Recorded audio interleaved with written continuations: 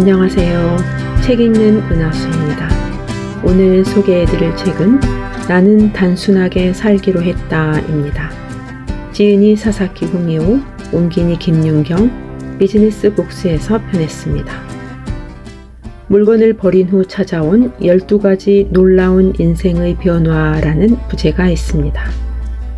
물건을 최소한으로 줄여 여유있고 자유롭게 살아가는 미니멀리스트의 삶을 받아들인 후 저자는 전혀 예상치 못했던 삶의 변화들을 경험합니다. 단순한 물건의 간소화 차원을 넘어 그 이상의 어떤 내면 세계의 획기적인 변화를 느끼게 되었지요. 물건을 최소화하는 그 단순한 행동이 그렇게까지 큰 파급 효과를 가져올 수 있음에 놀라워 저는 책을 읽는 내내 제 책상 주변을 자꾸 두리번거리게 되었습니다. 뭘 없앨까 고민하면서요. 삶에 긍정적인 변화가 크게 일어납니다. 시간 여유가 많아지고 인간관계가 달라지고 행동하는 사람이 된다고 합니다. 작금의 우리들에게 무엇이 가장 중요한지를 되돌아보는 좋은 기회가 되실 겁니다. 내가 물건을 버리면서 달라지기 시작했다. 물건이 지나치게 많으면 확실히 문제가 생기는 부분이 있다. 만일 예전의 나처럼 불만투성이에 불행하다고 느낀다면 물건을 줄여보라. 반드시 뭔가가 바뀔 것이다. 유전이나 환경 탓이 아니다. 성격이나 과거의 트라우마 때문도 아니다. 지나치게 많이 소유한 물건이 당신을 무너뜨리고 있다.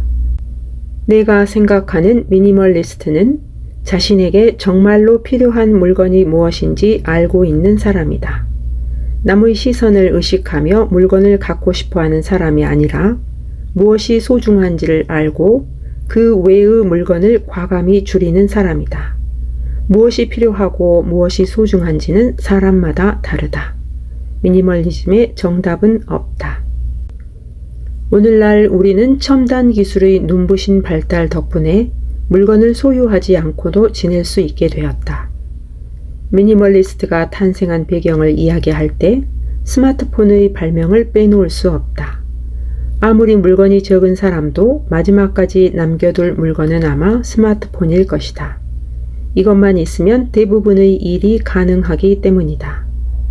디지털화가 물건을 줄이는 데 일조한 공은 이루 말할 수 없이 크다. 나 역시 물건을 버릴 때 디지털 카메라로 사진을 찍고 난 후 버렸다. 디지털 카메라가 아니었다면 어쩌면 지금도 물건들을 계속 갖고 있었을지 모른다. 최근에는 물건을 자기 혼자 소유하는 데 그치지 않고 공유하거나 나누는 문화가 형성되고 있다. 이제 공유는 혼자 즐기는 소유보다 더 긍정적이고 효율적인 문화가 되었다. 1인 1 자동차가 필수인 지역은 별개지만 교통기관이 발달한 도시라면 자동차를 소유하지 않고 카쉐어링 할 수 있다. 불필요한 세금도 유지비도 들지 않아 경제적이다. 쉐어하우스, 소셜 아파트 등 집을 공유한다는 발상은 이미 당연하게 여겨지고 있다. 여행자의 현지 숙박을 돕는 비영리 커뮤니티 카우치 서핑이나 전 세계 숙박 공유 사이트인 에어비앤비 등은 개인 주택의 빈 방을 전 세계 여행자들에게 빌려준다. 그동안 쓸모없이 방치하고 있던 공간이나 물건을 인터넷을 통해 필요한 사람에게 제공하는 시대가 온 것이다.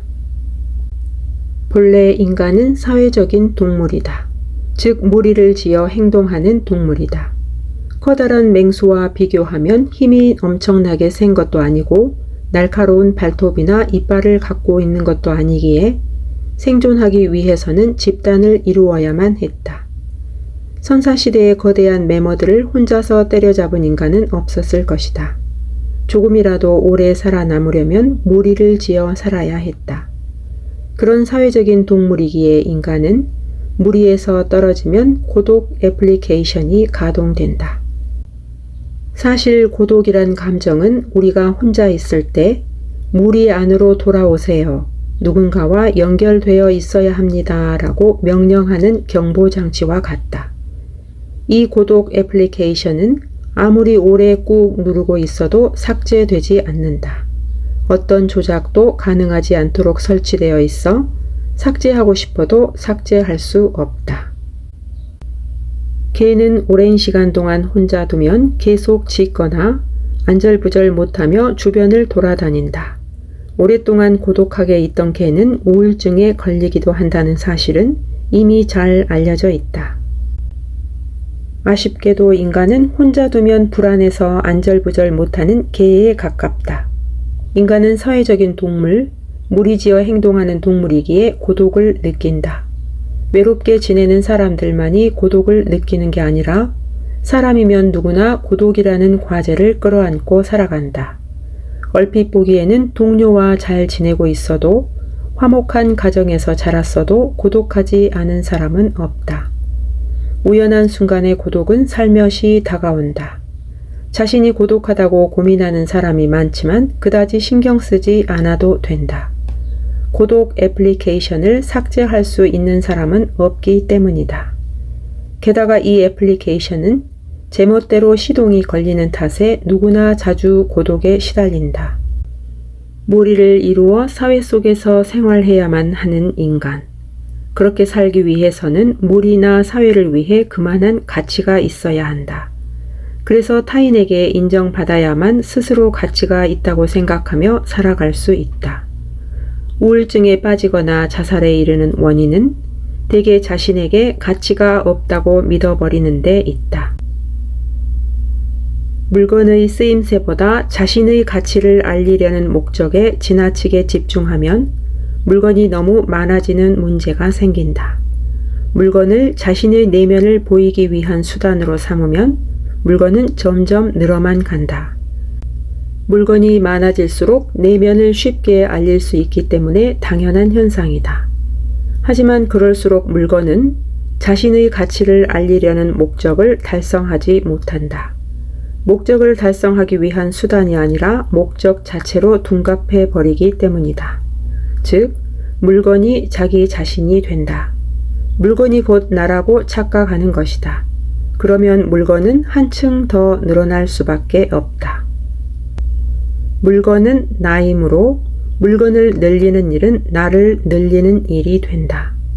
그래서 이렇게 사들인 물건을 유지하고 관리하는데 막대한 에너지와 시간을 소비한다. 물건 자체가 자신의 가치, 나아가 자기 자신이라고 생각하기 때문에 물건을 사서 유지하고 관리하는 일이 삶의 가장 중요한 목적이 되는 것이다. 이런 식으로 늘어난 물건은 거꾸로 자신을 공격해온다. 시간도 에너지도 물건에 빼앗기고 예전에는 도구였던 물건이 자신의 주인이 된다. 이쯤 되면 이미 물건은 자신의 가치를 전달하기 위한 수단이 아니라 자신을 망치는 존재다.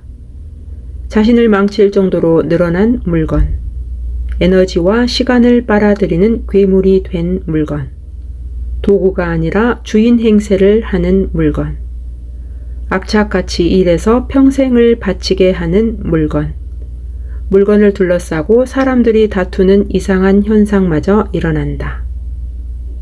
버리면 그저 물건을 잃는 것이라는 생각에 손해를 보는 기분이 든다. 이런 기분에도 이별을 고하자. 버림으로써 얻을 수 있는 것은 의외로 많다. 시간, 공간, 수월해진 청소, 자유, 에너지 등. 버림으로써 얻는 것들은 정말로 무한하다.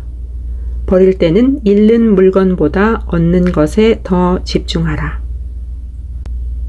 어질러진 방에서 지내던 시절과 비교해보면 지금 나는 갖고 있던 물건을 약 5%까지 줄였다. 1000개의 물건이 있었다면 950개는 버린 것이다. 그 중에서 버리고 난 뒤 후회한 물건은 하나도 없다.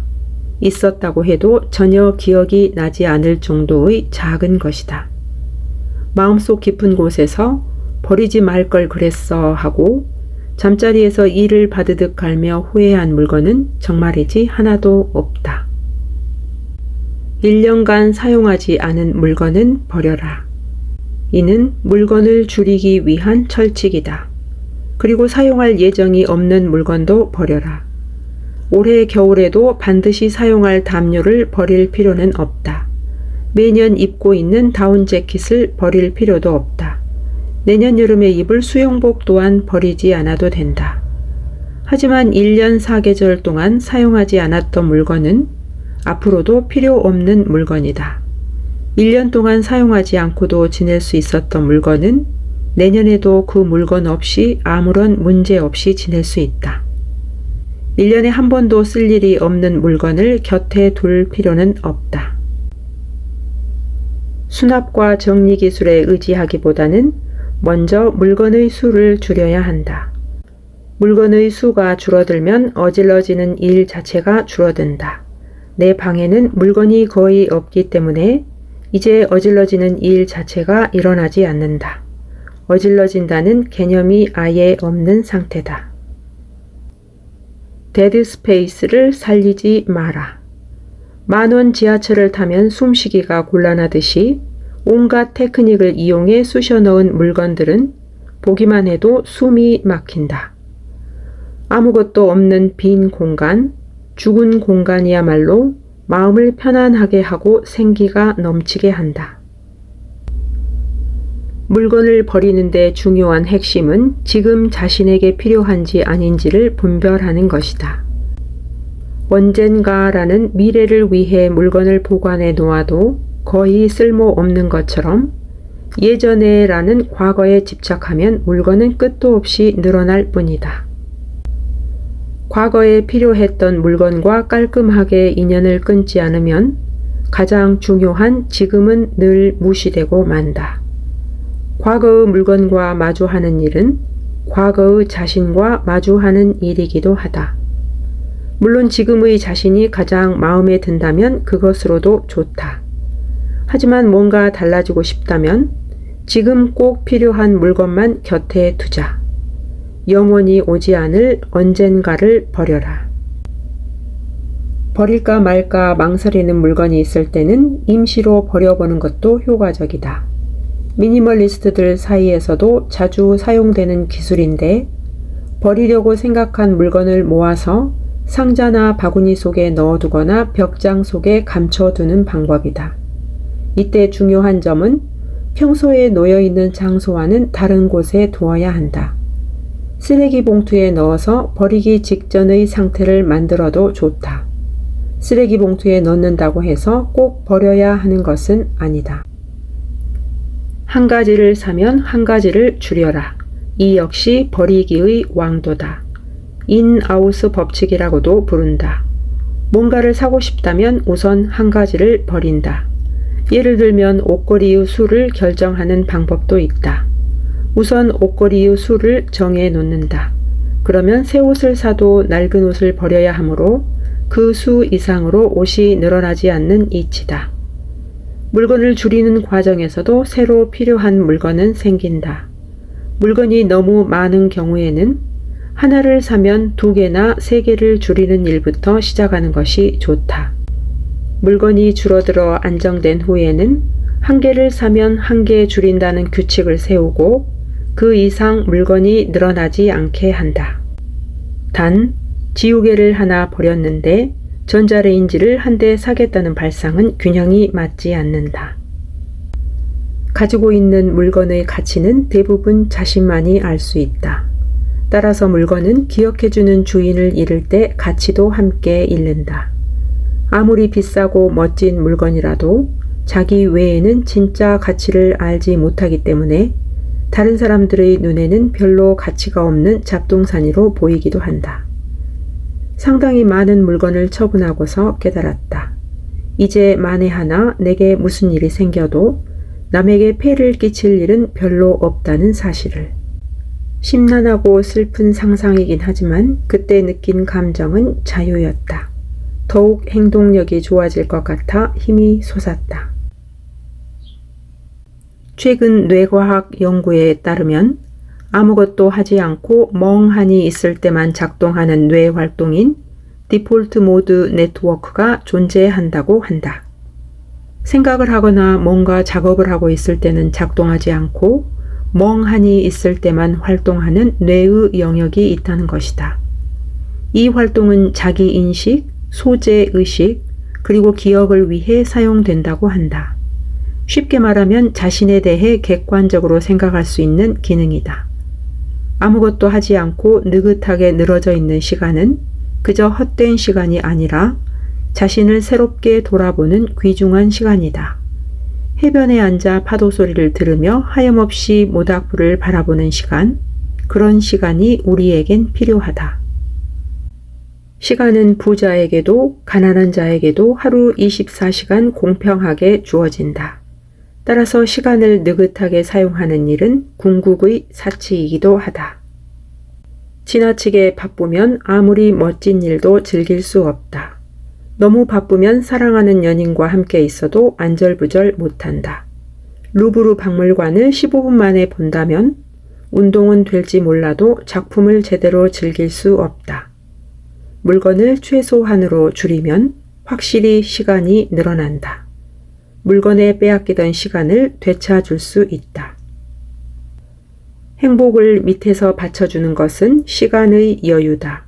이렇게 중요한 시간, 누구에게나 하루 24시간 평등하게 주어지는 시간을 우리는 물건 때문에 낭비하고 있다. 물건을 줄이기만 해도 자신감이 생긴다. 성격이 아니라 환경을 바꿔라. 집안을 물건이 적은 환경으로 바꾸면 가사는 물론 생활의 모든 면이 간소하고 편해진다. 간소하고 편한 만큼 시간이 지날수록 할 수 있다는 자신감이 솟아오른다. 번거롭고 하기 싫다고 느끼는 자신을 뿌리치고 당당히 자신을 제어할 수 있다는 자신감이다. 아침 일찍 일어나 출근하기 전에 느긋하게 아침 식사를 하고 청소와 세탁을 말끔히 끝내고 나서 출근하는 것과 빠듯하게 일어나 허둥대며 집을 나서는 것은 직장에서 일할 때의 의욕에도 상반된 영향을 미친다. 규칙적으로 생활하기만 해도 자신감을 갖게 되고 자신을 좋아하게 된다. 미니멀리즘을 실천하면 정말로 자신을 타인과 비교하지 않게 된다. 원하는 생활 수준을 유지하기 위해 이상한 직장에서 힘들게 일하며 살거나 자살로 내몰릴 정도까지 일을 한다면 이는 본말이 전도된 것이다. 물건을 줄이고 미니멈 라이프 비용을 낮추면 어디든지 옮겨가 살 수 있다. 미니멀리즘은 일하는 방식도 자유롭게 선택하게 된다. 예전에 나는 갖고 있던 책과 DVD, CD를 나 자신으로 여겼다. 아마도 나처럼 갖고 있는 물건을 자신의 일부로 생각하는 사람이 많을 것이다. 사람은 좋아하는 물건을 좀처럼 버리지 못한다. 그렇게 소중한 물건을 버리는 건 자신의 일부를 떼어내는 것처럼 느껴지기 때문이다. 그 심정은 잘 안다. 하지만 나는 내 일부라고 생각하던 책과 DVD, CD를 처분하면서 비할 데 없는 해방감을 얻었다. 좋아하기에 자신의 일부로 여겨지는 물건, 그런 물건을 버리는 일은 자신을 속박하고 있는 자기 인식으로부터 자유로워지는 일이기도 하다. 어떤 일에 실패하고서 괜히 했어 라고 후회한 일보다 시도하지 않고 할 걸 그랬어 라고 후회한 일이 더 깊게 남는다. 사람은 끝까지 마친 일보다 달성하지 못했거나 도중에 중단한 일을 더욱 또렷하게 기억한다. 예를 들어 좋아하는 사람에게 마음을 전하지 못한 후회는 누구에게나 있을 것이다. 그런 일은 언제까지나 마음속에 남아있다. 두려워 도전하지 못했던 일이 도전하고 결과가 나빴던 일보다 후회가 된다. 그렇다면 답은 하나다. 성공하든 실패하든 일단 하는 게 더 낫다. 하지 않고 드는 후회보다 하고서 드는 후회가 더 가볍다. 따라서 행동하는 것이야말로 행복으로 이어지는 지름길이다. 두려워하지 말고 도전하라. 물건을 줄이면 집중력마저 높아진다. 왜일까? 물건이라고 해서 그저 가만히 놓여 있는 것이 아니다. 어떤 물건이든 어떤 상태로 놓여있든 물건은 우리에게 무언의 메시지를 보낸다. 특히 소중하게 취급되지 않는 물건일수록 그 메시지는 강렬하다. 어떤 물건이든 소중한 대우를 받고 싶어 한다. 당신이 제대로 상대해주고 메시지를 들어주기를 줄 서서 기다리고 있다. 물건을 늘리면 늘릴수록 서로 메시지를 보내겠다고 차례를 기다리는 줄은 점점 더 길어진다. 길게 늘어선 그 줄을 나는 침묵의 투두 리스트라고 부른다. 물론 물건이 실제로 당신에게 이거 해라 저거 해라 말하진 않는다. 또 직장에서의 투두 리스트처럼 당신을 압박하거나 재촉하는 상사도 없다. 하지만 그냥 내버려두면 해야 할 일들이 가득 쌓이기 마련이다. 흔히 책상이 지저분한 사람은 일의 능률도 떨어진다고들 한다. 마찬가지로 물건이 많으면 일일이 물건을 찾느라 좀처럼 중요한 일을 시작하지 못한다. 애플에서 쫓겨났던 스티브 잡스가 복귀해서 가장 먼저 착수한 일은 캐캐 묵은 서류와 오래된 장비를 모두 없애는 일이었다. 첫 업무로 물건을 줄였던 것이다. 잡스는 세상을 바꿀 수 있는 제품을 내놓는 일에 집중하고 싶었기에 그 외의 중요하지 않은 일은 모두 최소한으로 줄였다. 무엇을 할까가 아니라 무엇을 하지 않을까를 중요시했던 그야말로 완벽한 미니멀리스트였다.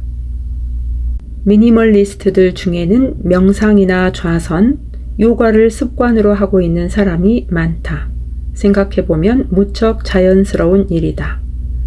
물건을 줄이면 자신의 바깥에 있는 물건에 신경 쓸 일이 적어진다. 그러다 보니 자연히 의식은 자신의 내면으로 향한다.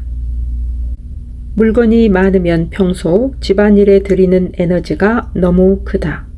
그로 인해 스트레스를 받으면 마음이 초조해지고 도와주지 않는 상대를 비난하기도 한다. 그래서 물건을 가능한 한 줄이는 편이 사람과의 관계를 돈독하게 한다. 물건을 줄이면 인간관계까지 달라지는 것이다. 미니멀리스트 집을 방문해 물건이 하나도 없는 방에서 이야기를 나누다 보면 시간이 흐르는 것도 있는다. 상대에게만 집중해서 이야기할 수 있다. 요즘은 둘이서 탁자에 앉아 있어도 각자 스마트폰을 만지작거리고 있는 광경을 자주 보게 된다. 게임을 하고 있는 건지 SNS 친구와 연락하고 있는 건지 알 수 없지만 아무것도 없는 방에서 마주 앉아 있는 것과는 완전히 반대의 상황이다. 눈앞의 상대에게 집중하면 사람과의 관계도 달라진다. 결혼 생활을 원만하게 유지하는 비결은 부부가 대화를 많이 나누는 것이라고 한다.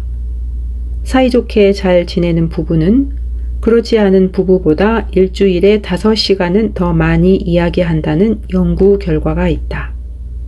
물건이 많은 부부는 물건 때문에 늘어난 일거리로 몹시 바쁘다. 물건 때문에 싸우기도 하고 집이 넓다 보니 각자 자기 방에 틀어박혀 서로 이야기할 시간도 없다.